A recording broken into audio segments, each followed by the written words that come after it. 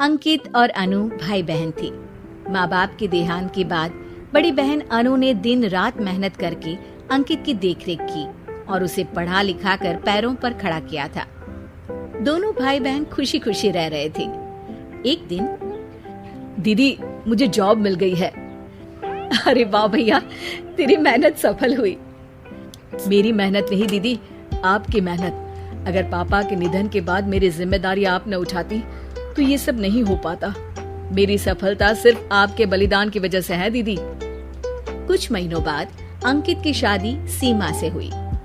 सीमा बड़ी ही चालाकी से अनु से मीठा मीठा बोलकर घर का सारा काम करवा लेती थी और खुद अंकित के साथ घूमा फिरा करती थी।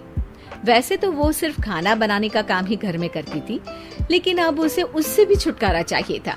इसीलिए एक दिन, दीदी मेरे हाथ का खाना अंकित को पसंद नहीं आता, क्या आप खाना बना दोगी प्लीज? अरे हाँ, ये भी कोई कहने की बात है, जरूर। सीमा इस बात से मन ही मन बड़ा खुश होती है और अगले दिन के झाड़ू पोछे के काम से छुटकारा पाने के लिए एक और तरकीब लड़ाती है। हॉल में जोर जोर से कराहने लगती है। उसके कराहने की आवाज सुनकर अनु हॉल में भागती हुई आती है। क्या हुआ सीमा? दीदी लगता है मेरी कमर अकड़ गई है।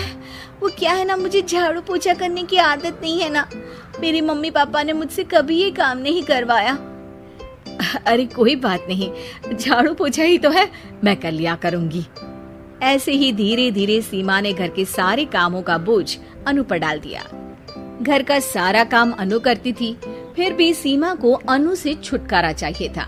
इसलिए एक दिन वो अंकित के ऑफिस से लौटने से ठीक पहले ढेर सारे कपड़े लेकर धोने का नाटक करने बैठ जाती है। अरे सीमा, इतने कपड़े? अब क्या करूं, अकेली पड़ जाती हूँ। करना तो मुझे ही है ना। अरे दीदी से मदद ले लेती। अच्छा, ताकि सारा जमाना कहे कि भाभी बड़ी ननद से काम करवा रही है। और वैसे भी दीदी ने तो साफ कह रखा है मुझे कि तुम आज जो भी हो सिर्फ उनकी वजह से हो, इसीलिए अगर उनके बनाए इस घर में रहना है तो काम करना ही पड़ेगा। ये सब सुनकर अंकित को बहुत गुस्सा आ गया। उसने अनु को बुलाकर कहा, दीदी ये घर पापा ने बनाया था और इसमें मेरा भी हिस्सा है और मुझे वो चाहिए। ये सुनकर अनु को बुरा तो लगता है, मगर वो दूसरे ही दिन घर का बंटवारा करने के लिए वकील के पास चली जाती है।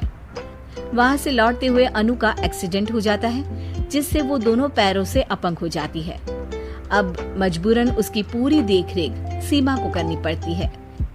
एक दिन सारे कामों से थक कर सीमा अंकित से कहती है, अजी सुनते हो, अब मुझसे तुम्हारी ये बहन की सेवा ना होगी। अगर कल तक तुम इसका बंदोबस्त नहीं करते तो मैं घर छोड़कर चली जाऊंगी। अरे ये कैसी बातें कर रही हो? इस हालत में वो कहाँ जाएंगी?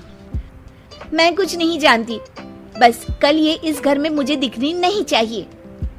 अंकित अपनी बीवी की जिद के आगे हार मान लेता है और अनु को शेल्टर होम में छोड़ आता है। 3 महीने बाद, अजी सुनते हो, ये आपके लिए एक पार्सल आया है, ये लीजिए। अरे इसमें तो घड़ी है और एक चिट्ठी भी है। दिखाइए तो। अरे वाह, बड़ी ही सुंदर घड़ी है, लेकिन ये आपको भेजी किसने? पता नहीं, शायद चिट्ठी में कुछ लिखा हो। आशा करती हूँ ये घड़ी तुम्हें पसंद आएगी। रक्षाबंधन की बहुत शुभकामनाएं, तुम्हारी दीदी अनु। चिट्ठी पढ़कर अंकित की आंखें भर आती है। मैं दीदी को लेने जा रहा हूँ सीमा। अरे घड़ी भेज तो दी उन्होंने, अब क्यों जाना उनके पास? देखा सीमा, दीदी हमसे दूर जाकर भी हमारे बारे में ही सोचती है, और एक हम है जो उनकी सेवा से बचने के लिए उन्हें शेल्टर होम छोड़ा है। तुम्हारी बातों में आकर मुझसे ये क्या पाप हो गया? मैं जा रहा हूँ दीदी को लेने, और जब मैं वापस आऊँ तो तुम मुझे हमारे घर में मत दिखना। इतना कहकर अंकित अनु को लेने निकल जाता है। वहाँ पहुंचकर, दीदी मुझे माफ कर दो, मैं तुम्हें लेने आया हूँ। भाई आज तो राखी है, आज तो मैं मना कर भी नहीं सकती।